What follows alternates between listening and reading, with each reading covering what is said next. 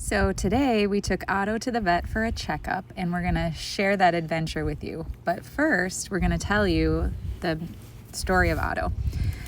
Our daughter really wanted a cat for a long time, and it so happened that a stray cat turned up at a friend of a friend's and needed a home.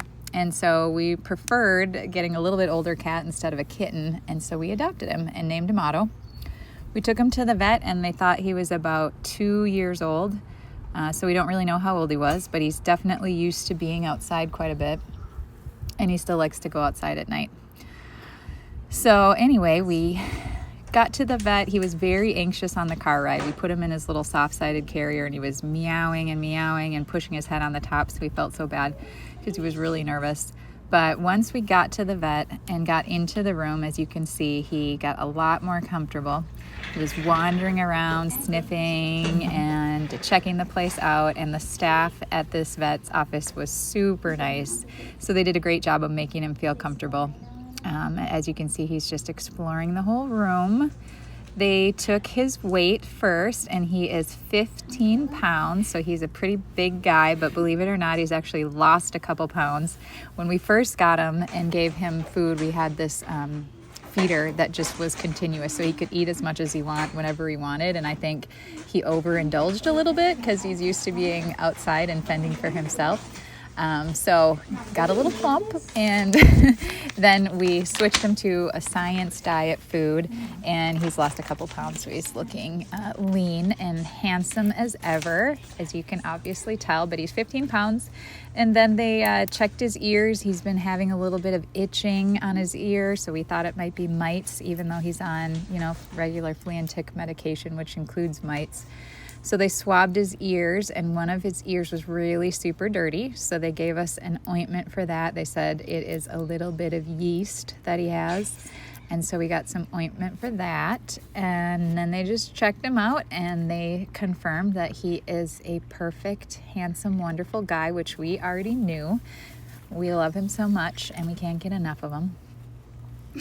So the vet just said to keep an eye on his ear, give him some medication when he needs it. It can also go, if you can see, by his in between his eye and his ear. He sometimes gets a little red right there, and he itches it.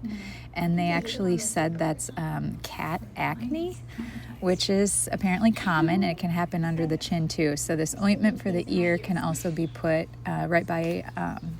right on the outside of his ear or underneath his chin.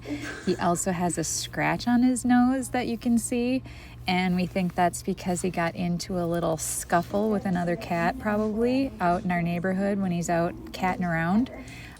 So they said we can also put this ointment on his nose, but we just have to be careful not to get it in his eyes. So the goal today was to make sure we get some medication to keep him super healthy and happy and handsome as ever, and he did a great job.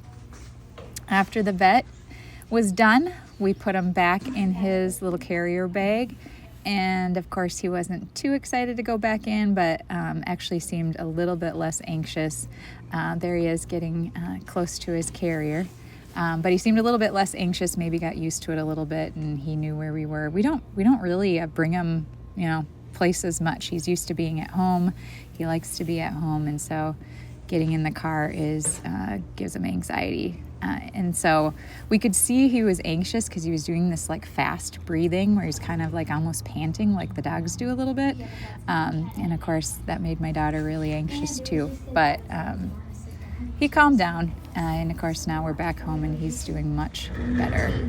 But you can just see here he's still exploring the vet's office. He's very curious, like probably anybody else's cats at home too. We were a little bit nervous that when the vet or the assistants opened the door, he would dart out, but he never tried to do that. He was pretty content just walking around and exploring the place. You can see he flaps his ear a little bit, and that was part of the reason we took him in too, just to check out that. So you can see here he's back in his carrier. He's not too thrilled, but a little more calm than he was on the way there. We got him back in the car. You can see there's where his ear's a little red. Back in the car, we let him poke his head out a little bit so he wouldn't be quite so anxious.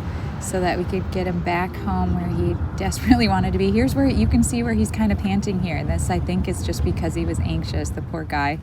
And it's kind of hot out today, so maybe just a little anxious, a little bit hot, but just definitely wanting to get home. That was good. Wow.